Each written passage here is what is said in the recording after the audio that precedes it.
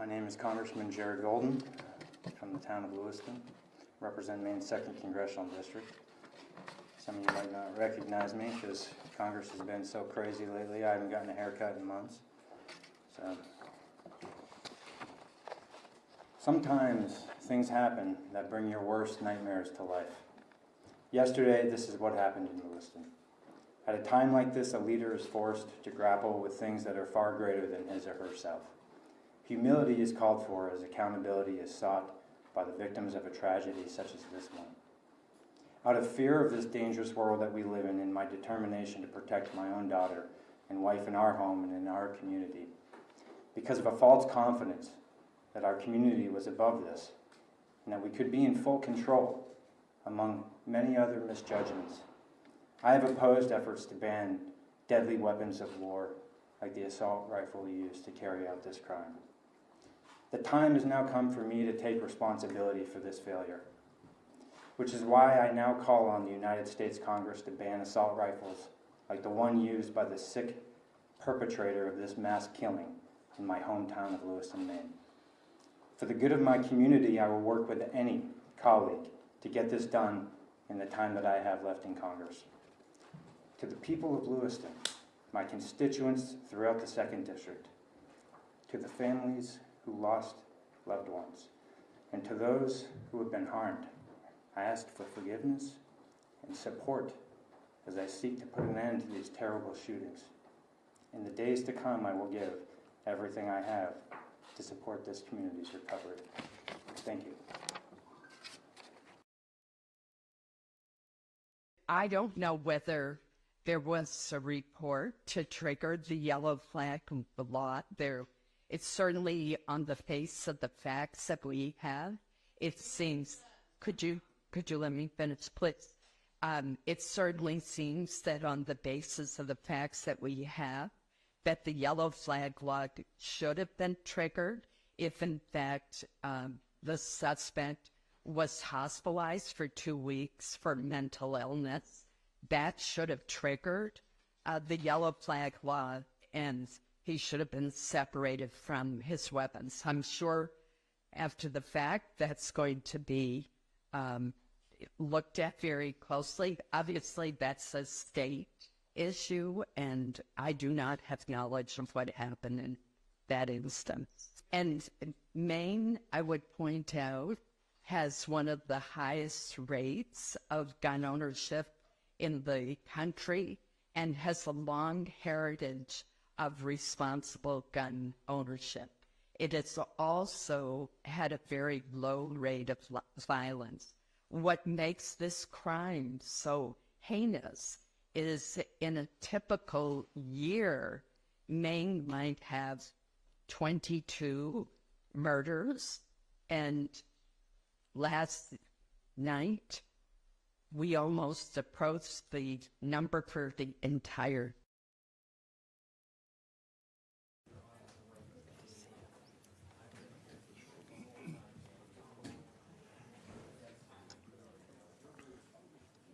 Thank you very much for coming. Excuse me, coming here on short notice. I stand here tonight to simply report that the Maine State Police have located the body of Robert Card in Lisbon. He is dead.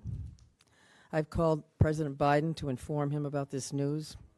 I've informed Senator King, Senator Collins, Representative Pingree, and Representative Golden.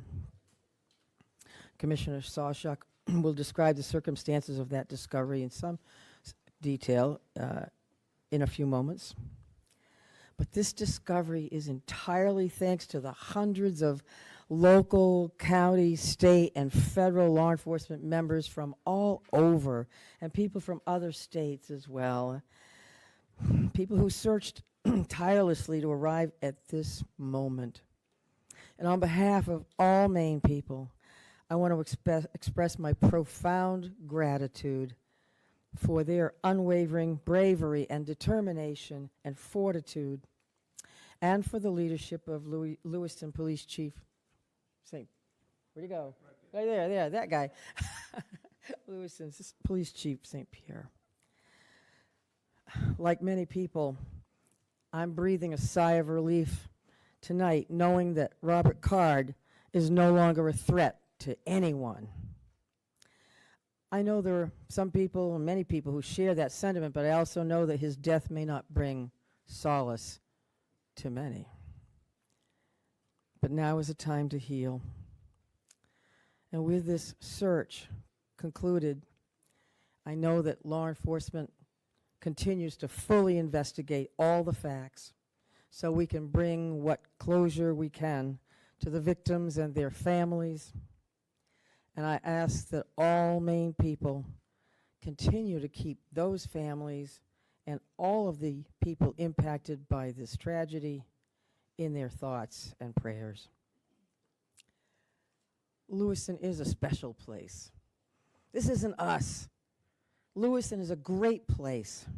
It's a close-knit community of fine people, people with a long history, a history of hard work, of persistence, of faith, of opening its big heart to people everywhere.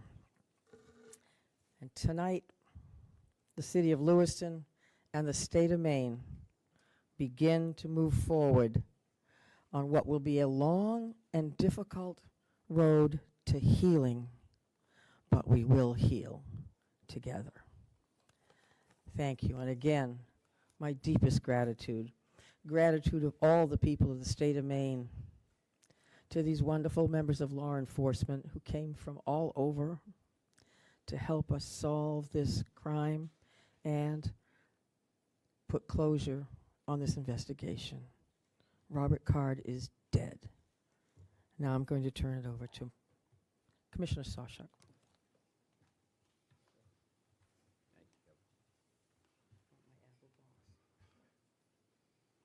Thank you very much, Governor. We truly do appreciate all of your support.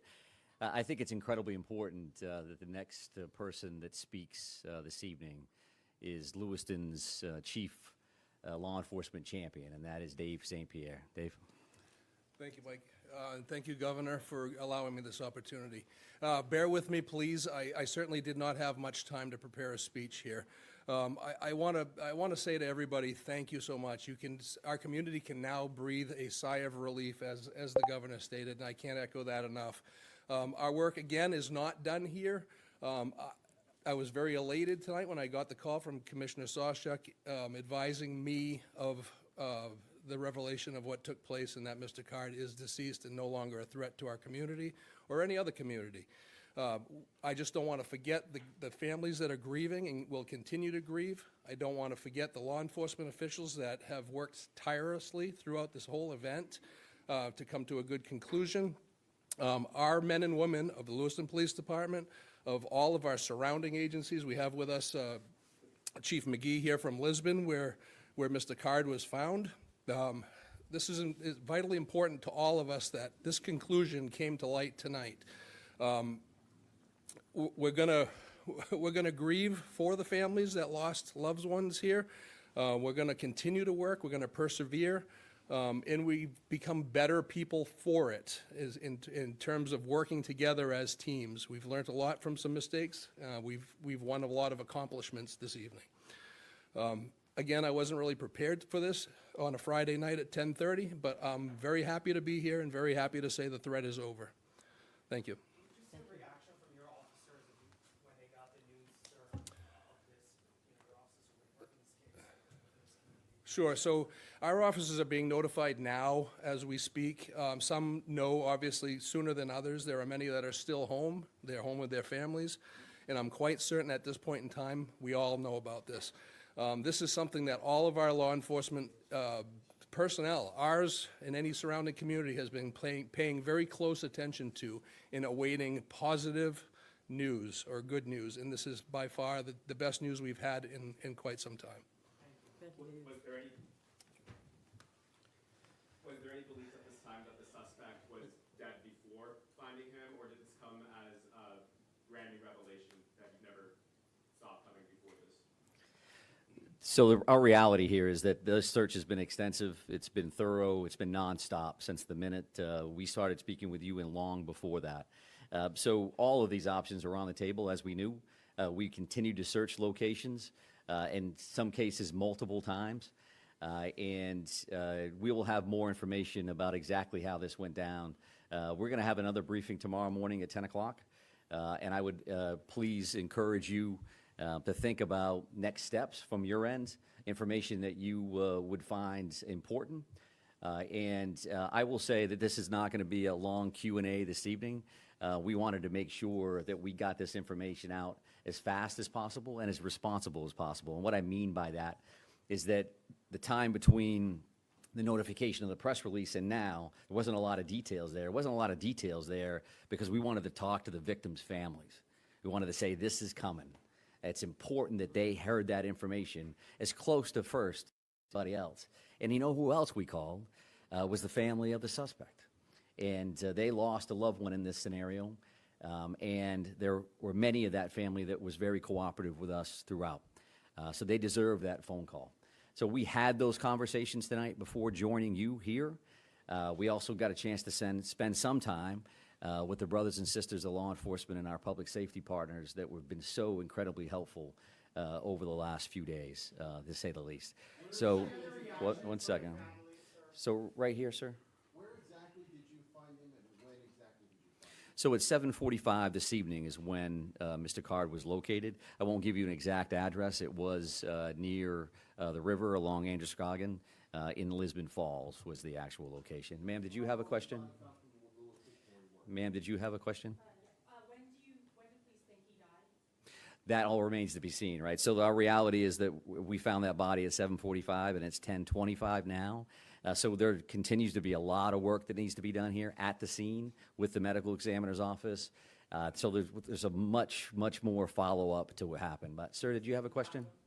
Any indication that he had an accomplice, and how was he found? I won't be able to answer either one of those questions at this point. Accomplices and things of that nature, we've had no indication of that since the very beginning. But as we've talked about before, these next steps are going to gives us an opportunity to do things as fast as we can in the sense that we want to provide closure and information, but also slow things down a little bit because we need to look at video evidence. We need to look at the various pieces of technology that are in play here in hopes that that gives us some additional information around some of the things that you're going to be concerned about.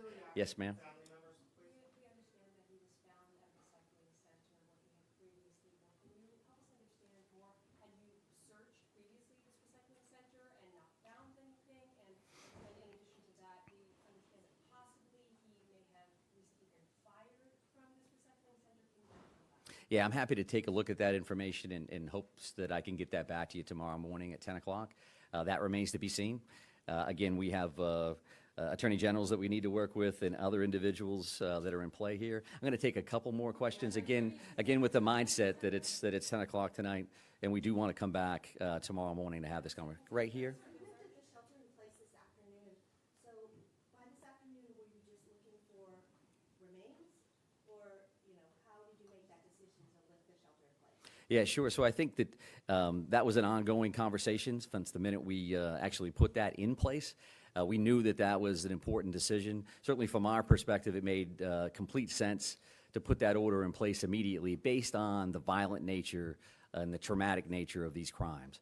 And as things progressed over the next few days, since Wednesday to now, we've had a lot of conversations with various town and city leadership, with the governor's office, with Chief St. Pierre, with business owners, with residents, and we have to have that balancing act of pluses and minuses. And we had that initial surge with those communities, and those communities made perfect sense for an order. And as things tended to slow down, we didn't have any immediate threats. We made the decision to back off that. I would also just want to mention this because a fellow commissioner had asked me to do this. And I could walk out of here forgetting it, but Commissioner Camuso said that, and passed along, that actually that hunting restriction has been lifted as well. So the resident hunting opportunity for tomorrow is open across the state of Maine to include those 4 communities. There's a lot of phone calls that she would receive around that. But right here, ma'am? There are reports that he was found with self-gunshot wound. Can you confirm that? Yes, I can confirm that. It's an apparent self-inflicted gunshot wound. Did you have a question, ma'am? I'm sorry, I just wanted to follow up. You searched that area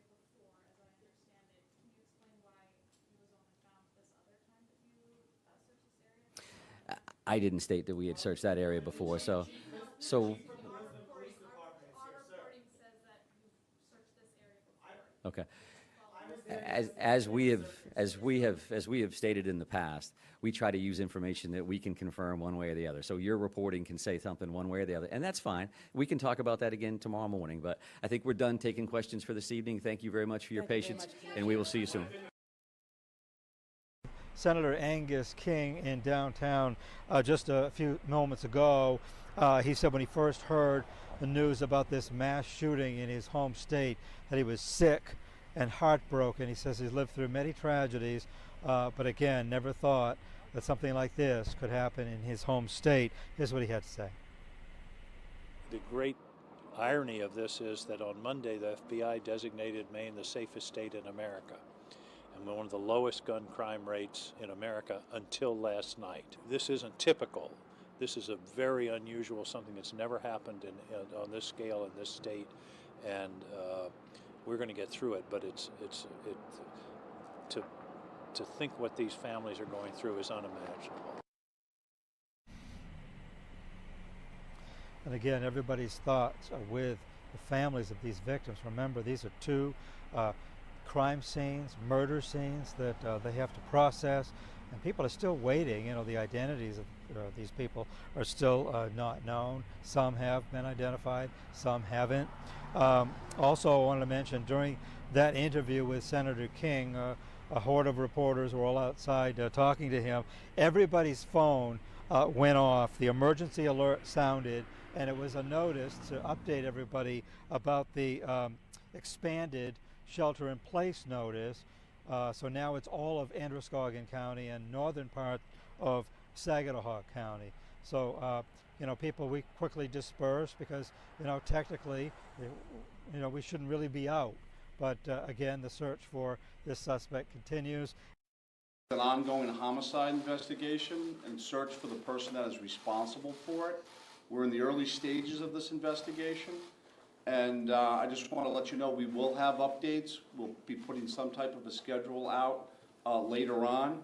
But again, early stages of a homicide investigation, we want to be careful that we're doing things correctly. We don't want to get ahead of ourselves. I'm going to give you a bit of a timeline here to kind of fill in some of the blanks and give you some of the facts as we know them right now. A lot of this information will then be transferred to the Attorney General's office, as they will be the lead prosecutor, again, in any homicide investigation. Last night, October 25th at approximately 6:56 p.m., the Auburn Communications Center received a 911 call of a male shooting in Just-in-Time, or the Spare Time Recreation Center in the town of Lewiston, located at 24 Mollison Way in Lewiston. Shortly after that, at about 7:08 p.m., the Communications Center received multiple 911 calls about an active shooter inside of a Schmenge's Billiards at 553 Lincoln Street in the town of Lewiston. A large law enforcement response from multiple surrounding agencies assisted the Lewiston Police Department in trying to identify who this individual was and what was happening. As you can imagine, this was a very fast-paced, fast-moving, very fluid scene, very dangerous scene that these guys and girls were going into. 18 people are now deceased at this time. The victims at the Just-in-Time establishment, 7 people are deceased there, 1 female and 6 males, all from an apparent gunshot wound. Victims at the Schmegley's Billiards, 8 are deceased. 7 males inside the establishment, 1 male outside of the establishment. Again, also apparent gunshot wounds. Multiple people were transferred to area hospitals, Central Maine Medical Center, St. Mary's, and Maine Medical Center. 3 people that were transferred to those hospitals are deceased, for a total of 18 people deceased at this time.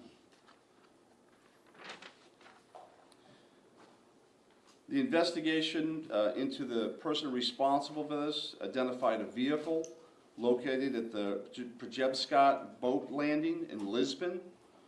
That person, through the registration of that vehicle, was identified, it's been stated earlier, as a Robert Card, born in 1983.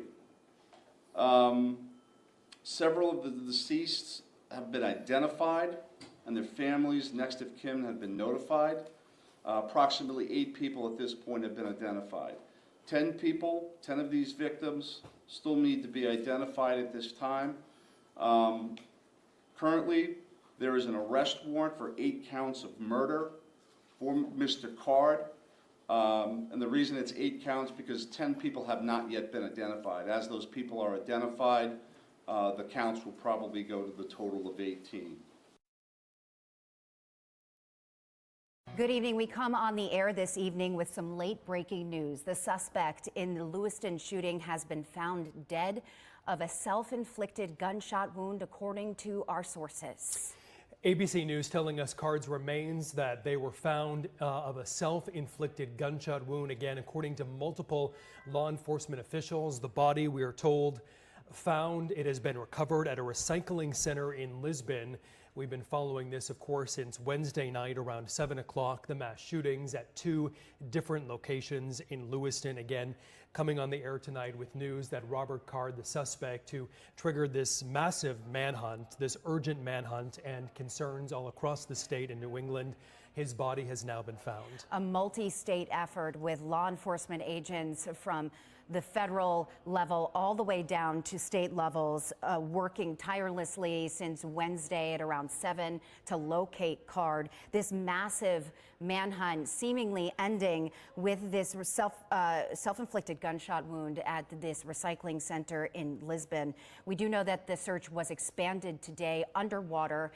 They had been looking by air, by land, by water today for Card. And this coming as we have now identified all 18 victims, so 18 people killed, 13 injured in this mass shooting. But we now know that this massive manhunt has come to an end. According to our sources, Robert Card found dead at a recycling center in Lisbon. And what we were expecting was a news conference tomorrow morning, as state police told us that they would be having daily updates at 10 every morning. But late tonight, we did get word that they are going to be having an update at 10 p.m. and then sources at ABC News, at CNN, our own law enforcement partners confirming this news that the body of the suspect that they have been looking for, Robert Card, has been found. Again, this is the suspect, the picture of him.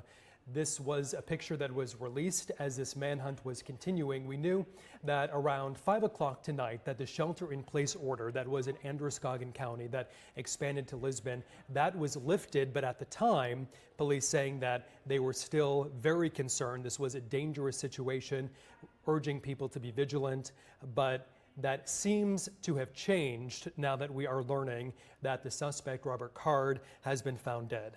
John, yeah, we wanted to also tell you, our viewers, that we are expecting a little bit more at a news conference tonight in about 40 minutes. We have crews located across the area. We're expecting to hear more from law enforcement about how this all went down. Right now, I'm hearing we have our Terry Stackhouse, who is live, I believe, in Lewiston. Terry, what are you hearing from your sources there on the ground? Yeah, Megan, good evening. We are expecting a news conference less than an hour now to confirm what we are learning. You broke in with this news just moments ago, but we want to reiterate what we are getting into our newsroom as we are seeing a frenzy of activity now outside of City Hall. It is apparent that the search for Robert Card has now come to an end with his remains being found. He was found dead. ABC News is confirming that he died of a self-inflicted gunshot wound.